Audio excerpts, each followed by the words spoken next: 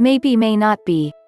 It appears that so far people are being cautious and buying only such quantities of Bitcoin that they may need not sell for quite a long time.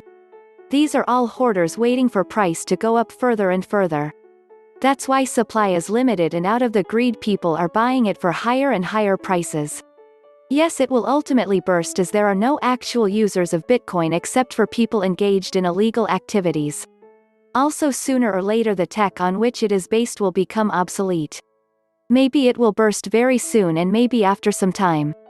But the bubble will burst, and then just like today people are making money singing the tunes of Bitcoins, another set of people will make money from study and analysis of this massive burst. Honestly, when people compare gold with Bitcoin, I find it so strange. No one has been able to find or create another metal like gold. Whereas I have no doubt that within few years even teenagers will start coming up with more limited, practical and better cryptos. I hope people at least remain cautious about this. There is so much misinformation and pro-Bitcoin propaganda being spread by vested interests that I sometimes fear that clueless people may end up jeopardizing their lifetime earnings on this fad. The only reason I continue to write my opinion is to make sure that at least people think that if when pagers were launched, if there would have been just 10,000 pagers, whether it would have been worth buying them for higher price. Very soon mobile came and pagers became history. Bitcoin will also become obsolete and leave the last hoarders in the dry. If you think you can time the market and will be able to exit before the burst, believe me, perhaps all hoarders have the same view. Bitcoin is not used as an actual currency except maybe for drugs, so everyone buying Bitcoin now is buying hope, the hope that it might someday be used as an everyday currency, or the hope that it will be worth more when it's time to sell.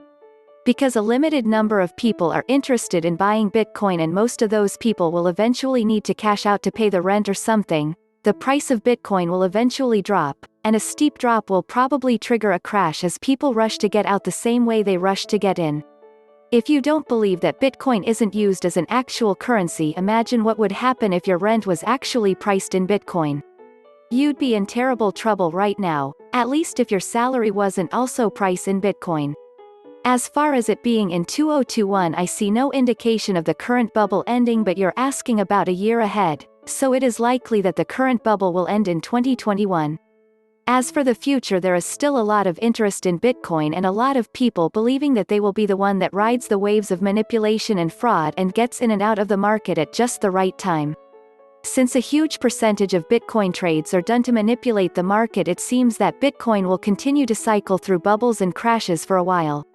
If you are decent at following market changes and pay attention, you might be able to pull it off.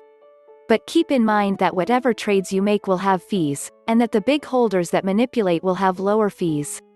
So you are automatically at a disadvantage.